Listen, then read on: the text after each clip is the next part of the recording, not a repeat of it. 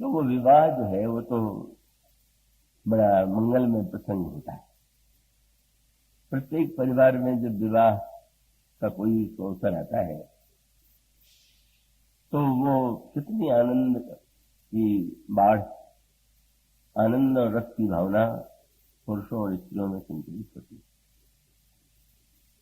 किंतु कभी कभी वो विवाह उतने मंगलमय सिद्ध नहीं होते जैसे होने चाहिए, या उनमें स्थायित्व उतना नहीं होता। व्यक्ति का आनंद कुछ दिनों में ही समाप्त हो जाता है।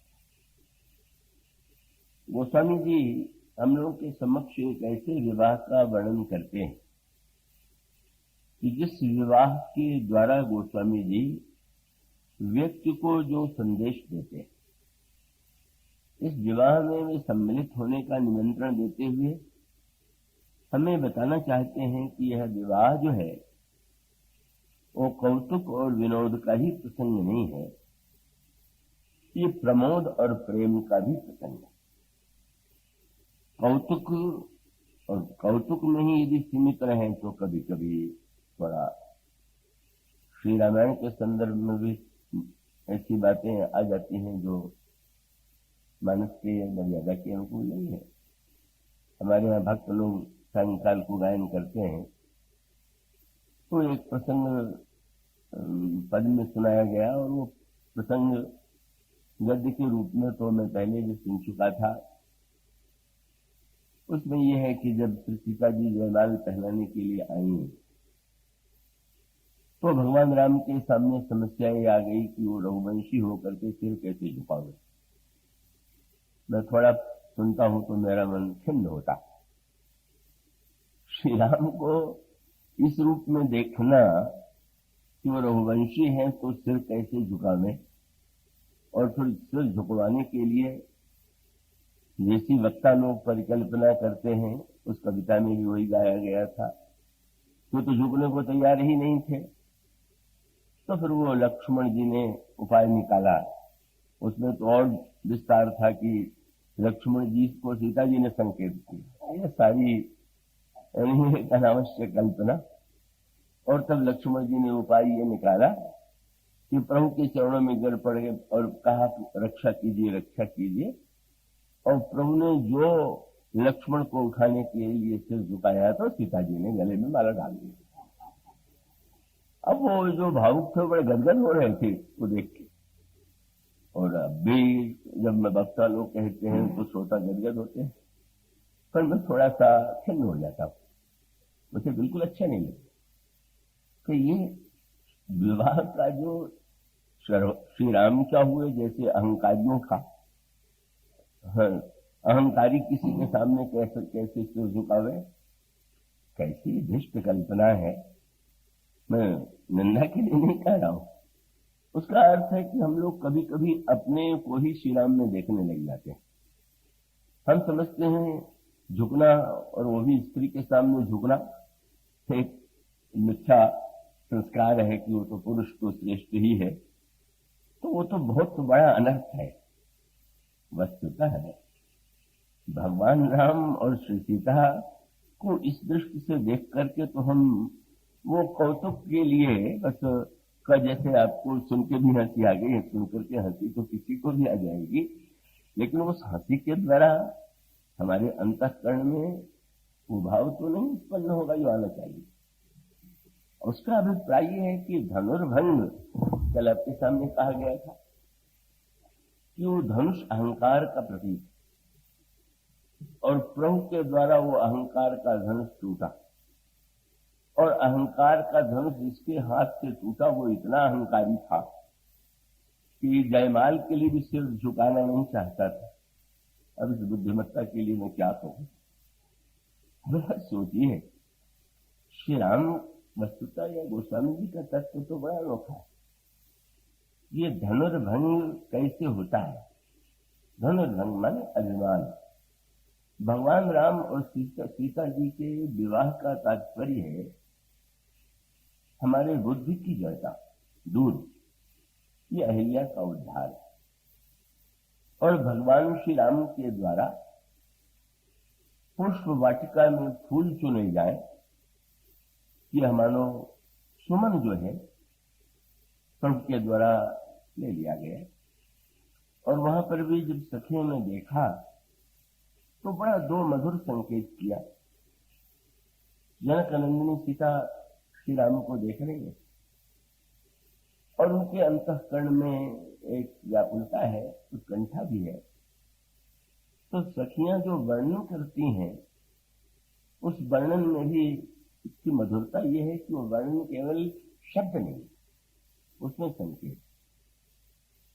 अब जब वर्णन करते समय सखी ने भगवान के चरणों से वर्णन प्रारंभ नहीं किया और भगवान के मस्तक से भी न करके पहली पंक्ति आप पढ़ेंगे कि सखी सीता जी की ओर संकेत करती ही कहती है कि देखिए तो मोर पंख सिर सोहत नीचे, इनके सिर पर मोर पंख शोभा दे रहा है।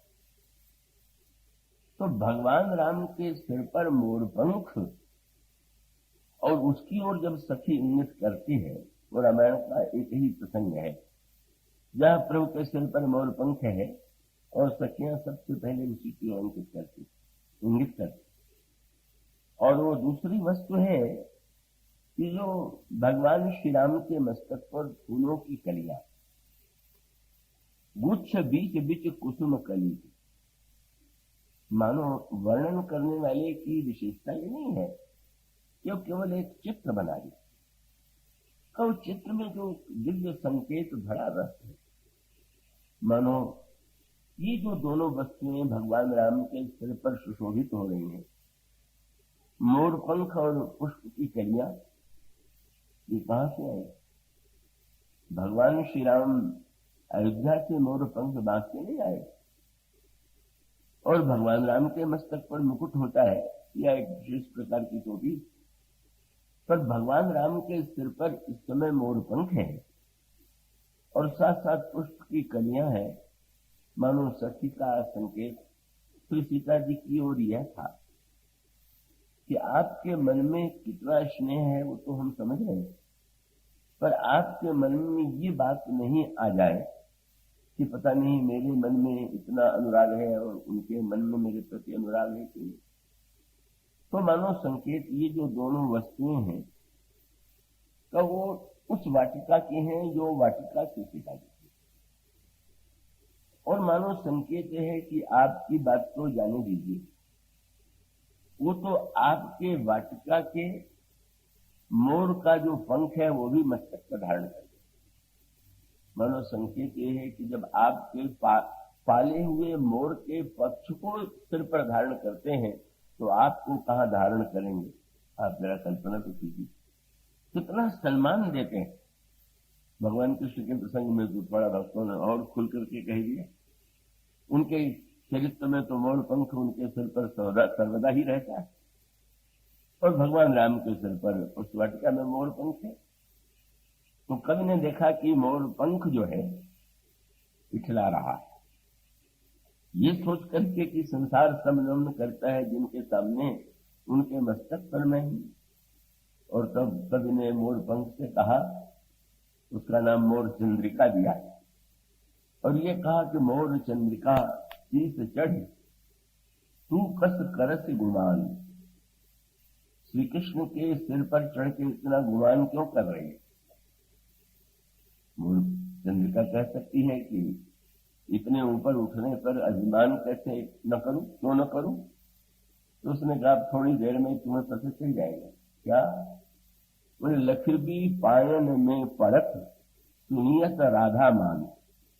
राधा जी मान करके बैठी हुई हैं और जब वो मनाने के लिए श्री कृष्ण अपना सिर उनके चरण पर रख देंगे तब पता चलेगा कि तुम कितने ऊपर अपने में गुमान कर रहे। तो भक्तों ने जब यह वर्णन किया तो उसको आप पुरुष नारी के संदर्भ में और पुरुष नारी के संबंध में जैसी धारणाएं आपने पाल रखी है उसके संदर्भ में देखेंगे तब तो आप उस तत्व में जो श्रृंगार की और एक दिव्य रसानुभूति, और इसका अभिप्राय यह है कि आप अपना हाथ सिर पर रखें और आप अपना हाथ चरण पर रखें तो क्या आपको कोई अंतर लगता है क्या?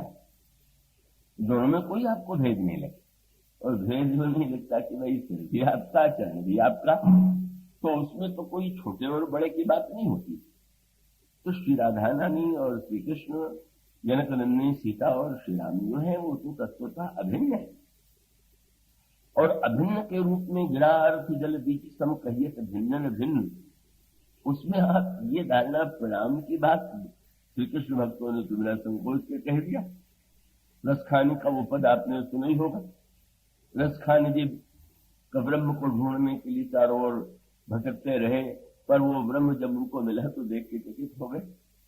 उन्होंने कहा ब्रह्म में ढूंढो पुराण ने वेदन, भेद सुनो चित चौगुन चायन, देखो सुनो न कहूं कबहू, वह कैसो स्वरूप और कैसो सुभायन, ढूंढत ढूंढत ढूंढी फिरो, रस खान बतायो न लोग लुगायन। मिला कहा? बोले देखो कहा वह कुंज कुटीर में बैठो पलोकत राधिका पाए। देखा तो कुंज में राधा रानी का चरण दबा रहा है। अब इस दृश्य को आप उस संदर्भ में देखने लगिएगा तो आपको बड़ा विचित्र लगेगा, अटपटा लगेगा।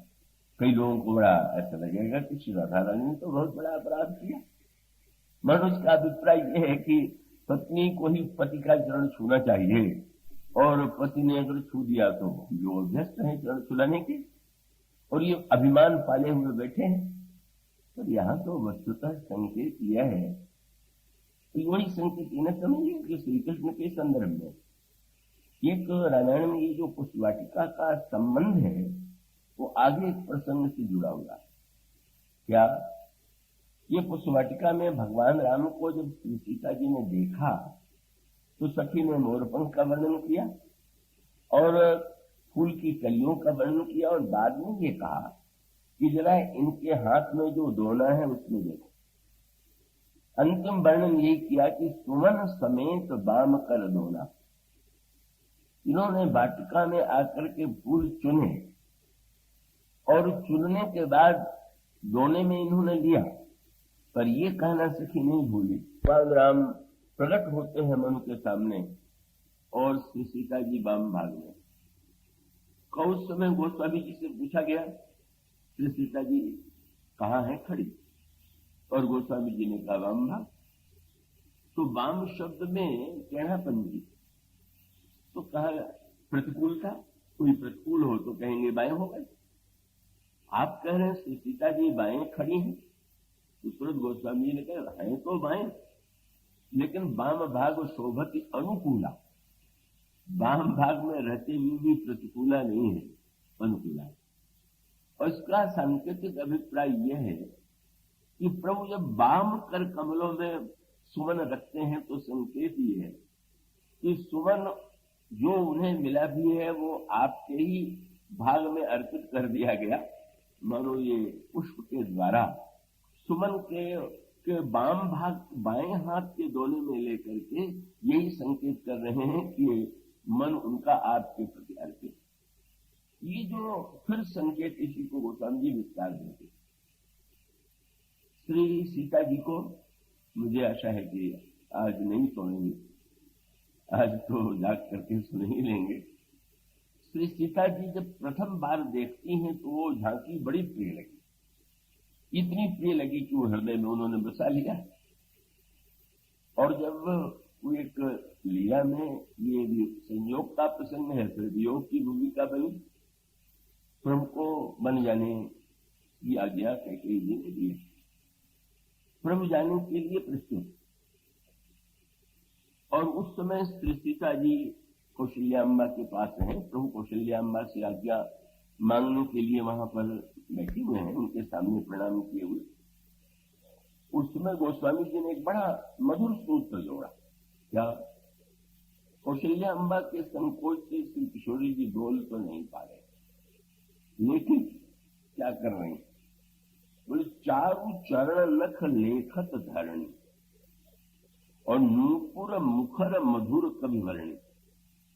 श्री सीता जी अपने चरण के नाखून से भूमि को कुरेदने लगी, और उनके चरणों में नूपुर है, और वो नूपुर बजने लगा। अब इसका सूत्र जुड़ा हुआ है कहां से? उस वाटिका से। उस संयोग में श्री सीता जी वाणी से जो नहीं कह पाई, वो आज नूपुरों के द्वारा प्रभु से कहला रही हैं। क्यों? नूपुरों को उन्होंने याद दिलाया कि वाटिका में भी तो तुमने ही तो ध्वनि के द्वारा हमारे प्रियतम के कर्ण कोहरों में प्रवेश किया। तो तुम मिलन की मुख्य भूमिका तो तुम्हारी है, और आज जब वियोग की समस्या है तो तुम मेरी हृदय की भावना तो हमें पहुंचा दो कि इतने अनुराग के बाद परित्याग न चले। और नूपुर बड़े भक्त हैं, भक्तों के हाथों सारी वस्तुएं चैतन्य हैं। नूपुरों ने कहा कि हाँ, आपकी बात तो, आपका प्रेम तो वाटिका में पहुंचा दिया था, अब भी पहुंचा दें, लेकिन एक ही डर है कि प्रभु ने आपको यदि साथ ले जाना स्वीकार कर लिया तो इसका सबसे बड़ा दंड हम ही को भोगना पड़ेगा। क्यों? जब प्रभु मुनि के वेश में जाएंगे तो आप भी वही रूप धारण करेंगे और तब हमें चरणों से उतार देंगे। तो ऐसा संदेश कि आपका तो संयोग हो जाए और हमारा आपके चरणों से वियोग हो जाए, ये तो बड़ा अन्याय है। तो आपकी भावना मैं तब पहुंचाऊंगी जब आप पहले वचन दे दीजिए कि आप हमारा परित्याग नहीं करेंगे। वो समझिए, उसी भावना में स्वर में लिखते हैं, चारु चरण लख लेखत धरणी, नूपुर मुखर मधुर कवि वर्णी, मनहु प्रेम बस विनती करही, हम ही सीय पग जन परिहर। अब उस मिलन में कंकण किंकण नूपुर धुन सुन, और आज फिर से नूपुर। उसके बाद भगवान श्री राम वन के दुखों का वर्णन करने लगे। कितने वन में दुख हैं। तो श्री सीता जी ने कहा, महाराज जब दुख की बात करें, भगवान राम ने कहा कि वन में कितने कष्ट हैं, कितनी समस्या है, राजकुमारी सिखावन सुरहु, इस तरह से प्रभु ने उनको रोकने की चेष्टा की। तो श्री सीता जी ने कहा, महाराज वन में मुझे जितना सुख मिलेगा उतना सुख तो मुझे कभी नहीं मिला। क्या संकेत? और उन्होंने एक शब्द कहे, प्रभु ने कह दिया था कि जब तुम वन पथ में चलोगी तो तुम्हारे चरण इतने सुकुमार हैं कि तुम श्रमित हो जाओगे, थक जाओगे। तो श्री सीता जी ने प्रभु से पूछ दिया, नहीं महाराज, मैं तो वन में चलूंगी ही और वहां मैं आपका दर्शन करूंगी। किस रूप में? उनका श्रम कर्ण सहित श्याम तनु देखे, कहां दुख समय प्राणपति लेख। तो वन में चलते हुए जब आपका बिंदु युक्त मुख में देखूंगी कितना सुख मिलेगा। कहीं दुख आ सकता है मेरे पास? साधारण व्यक्ति को समझ में नहीं आ गया। श्री सीता जी कह देती हैं कि आपके साथ में चलूंगी तो श्रम नहीं होगा। वो कहती हैं चलते हुए जब श्रम बिंदु से भरा हुआ आपका मस्तक देखूंगी तो मुझे परमानंद हो। और ये भी सूत्र पुष्पवाटिका से जुड़ा हुआ। श्री किशोरी जी ने ये पुष्पवाटिका में देखा तो उसमें रूप में भी सबसे पहले कौन है? भाल तिरक श्रम बिंदु सुहाय। भगवान राम के माथे पर उस वाटिका में पसीने की बूंद। श्री किशोरी जी ने कहा, वो झांकी मुझे इतनी प्रिय लगी कि आपका श्रम बिंदु युक्त मुख देख करके मैं गदगद हो गई और मैंने उसी रूप को हृदय में बसा लिया। पर मुझे कल्पना थी कि यह रूप और भी देखने को मिलेगा, पर आप तो सचमुच विलक्षण आपकी महिमा है।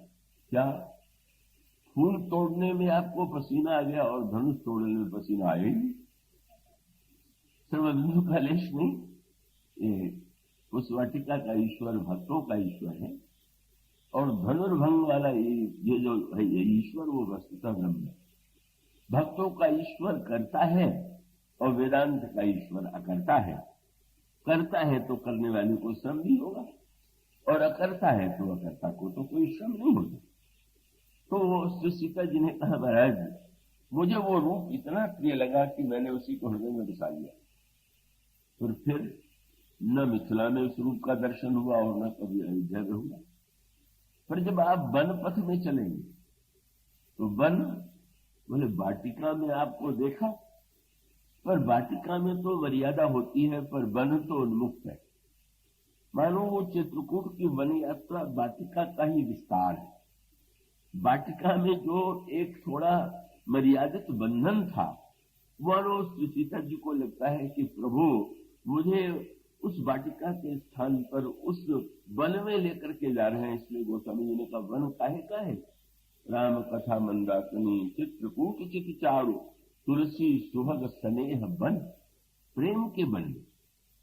तो वाटिका माने जहां पर वृक्ष लगाए गए, और वन माने जहां काज। तो उन्होंने कहा कि मुझे वन में चल करके इतने लाभ होंगे कि आपका श्रमयुक्त मुख में देख करके धन्य होंगे। और उसके साथ साथ अब गोस्वामी जी कितने दूर तक निर्वाह करते हैं। श्री सीता जी ने प्रभु के बाएं हाथ में सुमन का दोना देखा। बड़ा प्रभु से बढ़कर के कलाकार कौन होगा? और वो जो सुमन का दोना था, उसमें तो फूल जो है वो बिखरे हुए ही सजा करके रखे हुए हैं, पर गूंथे हुए नहीं। और भगवान राम जब वन में श्री सीता जी को लेकर के जाते हैं, तो गोस्वामी जी ने कहा, जो फूल वाटिका में बिना गूंथा हुआ वन में गोथ दिया गया। और उसका चित्र आपको गीताली रामायण में मिलेगा। रामायण में संकेत मिलेगा, एक बार चुन कुसुम सुहाय। भगवान श्री राम ने वाटिका में पुष्प चुना था, और आज चित्रकूट में भी वन में फूल चुन लिया उन्होंने। पर वहां फूल चुन करके भी गूंथा नहीं गया था, और आज भगवान श्री राम बैठ करके श्री सीता जी के लिए उन सुमनों का आभूषण बनाने लगे। भगवान राम ऐसे मर्यादा पुरुषोत्तम न मान लीजिएगा कि वो सर्वदा सिंहासन पर तने हुए ही बैठे रह जाते हैं। उनकी जो एक भावुकता है, कोमलता है, भगवान राम फूल के द्वारा फूलों का गहना बनाते हैं, और फूलों का गहना बना करके श्री सीता जी को पूरा सजाते हैं। एक सज्जन ने मुझसे कहा, वो तो बड़े मर्यादा वाले। बोले, श्री सीता जी के सारे शरीर में भले ही उन्होंने फूल के गहने पहनाए हो, पर चरणों में तो नहीं पहनाया होगा, दे दिया होगा कि आप पहन लीजिए। हमने कहा, आपकी तरह वो मर्यादा में नहीं है, आप बड़े ऊंची स्थिति में हैं। उन्होंने कहा, अगर वो छूना भी चाहें तो क्या श्री सीता जी छुला लेंगी क्या? तो देखिए, ये तो भावना की बात है।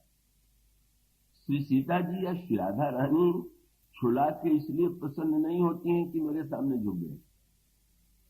उनको ये लगता है कि अगर प्रियतम को इससे प्रसन्नता होती, बस उसका मूल सूत्र ये, स्वसुख के लिए नहीं। मैं ये जो स्वीकार करती हैं, प्रभु सेवा कर रहे हैं और श्री किशोर जी स्वीकार कर रही हैं, तो जो श्री कृष्ण कर रहे हैं उससे राधा रानी स्वीकार कर रही हैं। मानो उसकी मूल सूत्र इनकी प्रसन्नता जैसी न हो। अगर यही करके ये प्रसन्न होते हैं तो क्यों आपत्ति होनी चाहिए? वो घटना आपने सुनी होगी कि द्वारिका में श्याम सुंदर की जो पत्नियां थी, उनको आश्चर्य हुआ कि गोपियों की और राधा के प्रेम की बड़ी चर्चा किया करते हैं। नारद जी से भी पूछा, हम तो नहीं जानते। और फिर क्यों न भगवान से पूछ लिया गया। भगवान से जाकर के नारद जी ने पूछा, महाराज इतनी रानियां आपकी सेवा में पतिव्रता पातिव्रत धर्म का पालन करती हुए संलग्न है, आप उस समय भी गोपियों का स्मरण करते हैं कि प्रेम में क्या विशेषता है? श्याम सुंदर ने तुरंत कहा कि मेरे तो सिर में बड़ा दर्द हो रहा है, पहले कोई दवा लाओ, फिर प्रश्न उत्तर बाद में करिए। अब दवा कौन सी महाराज बताइए आप? तो उनका कोई भक्त अपने चरणों की धूल दे दे तो मेरे सिर की पीड़ा तुरंत दूर हो जाए। अब भगवान ने जब ये कहा तो नारद जी रुक्मिणी जी के पास गए, सत्यभामा जी के पास गए। श्याम सुंदर के सिर में दर्द है और दवा ये है कि अपने चरणों की धूल दे दीजिए। अरे ऐसा कर सकते हैं? हमारे पूज्य हैं, वंदनीय है, और चरण की धूल दूं, ये अनर्थ मुझसे नहीं होगा। रानियों ने स्वीकार कर दिया। जिस भक्त से कहते थे वो यही कहता था कि हम अपने चरणों की धूल भगवान के सिर पर लगाएंगे, इतना बड़ा पाप हम करेंगे, अनर्थ करेंगे। नारद निराश होकर लौट आए। भगवान ने कहा कि दवा नहीं लाए? बोले महाराज कोई भक्त देने को प्रस्तुत ही नहीं। अरे तो तुम भी तो भक्त हो, तुम्हें अपने चरणों की धूल दे दो, घूम रहे हो दवा लेने के लिए। महाराज संसार के किसी भक्त ने जो नहीं किया ऐसा अपराध मैं करूंगा? तो श्याम सुंदर ने पूछ दिया कि ब्रज में गए कि नहीं गए? नहीं महाराज, वो तो गंवार गोपियां हैं, वो तो गंवार लोग तो और ज्यादा इन बातों पर विश्वास करते हैं, क्या जाना है? अरे जाकर के तो देखो। जब वो ब्रज में पहुंचे और गोपियों ने सुना कि सिर में पीड़ा है और दवा है कि कोई भक्त चरणों की धूल ले दे, तो सारे गोपियों ने इतनी धूल एकत्र की, जितनी धूल ले जाना हो ले जाइए। किस संसार के किसी भक्त ने चरणों की धूल नहीं दिया? तुम्हें नहीं लगता कि कितना बड़ा अनर्थ है?